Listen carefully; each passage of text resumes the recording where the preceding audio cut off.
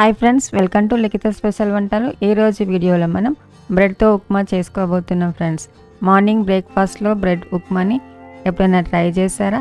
ఇలా ఒకసారి చేసి చూడండి. టేస్ట్ కూడా చాలా బాగుంటుంది, త్వరగా అయిపోతుంది ఫ్రెండ్స్. బ్రెడ్ ఉప్మాకి కావాల్సినవి నేను 6 బ్రెడ్ పీసులు తీసుకున్నాను ఫ్రెండ్స్. ఇప్పుడు స్టవ్ ఆన్ చేసి ప్యాన్ని పెట్టేసుకోవాలి. అందులో కొద్దిగా నెయ్యి వేసుకోవాలి ఫ్రెండ్స్. నెయ్యి వేసుకొని ఇలా మొత్తం నెయ్యి అంతా అప్లై చేసుకోవాలి. బ్రెడ్ ముక్కల్ని పెట్టేసుకోవాలి ఫ్రెండ్స్. ఇప్పుడు 2 బ్రెడ్ పీసులు పెట్టేసుకొని 2 వైపులా కాల్చుకోవాలి. ఇలా 2 వైపులా కాల్చుకోవాలి ఫ్రెండ్స్.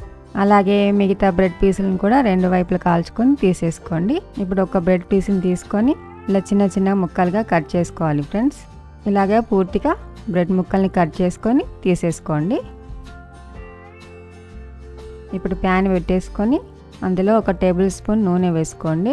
2 టీ స్పూన్ల నెయ్యిని కూడా వేసుకోవాలి.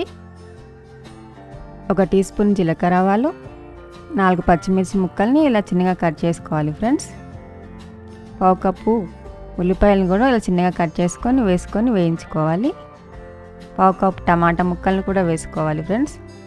టమాటా కొద్దిగా మెత్తబడేంత వరకు వేయించుకోవాలి. అందులో కొద్దిగా పసుపు వేసుకోవాలి.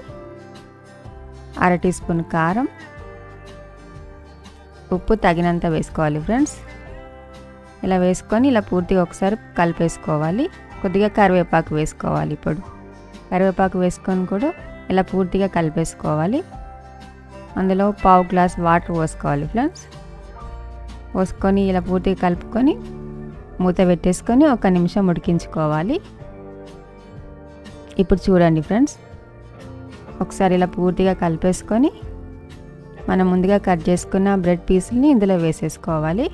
వేసుకొని ఇలా పూర్తిగా కలిపేసుకోవాలి. చివరిగా కొత్తిమీర వేసుకొని కూడా ఇలా ఒకసారి పూర్తిగా కలుపుకోవాలి ఫ్రెండ్స్. అంతే ఫ్రెండ్స్, ఎంత సింపుల్గా అంత త్వరగా అయిపోయింది బ్రెడ్ ఉప్మా. నచ్చిందా ఫ్రెండ్స్? నచ్చితే లైక్ చేయండి, షేర్ చేయండి, సబ్స్క్రైబ్ చేసుకోండి.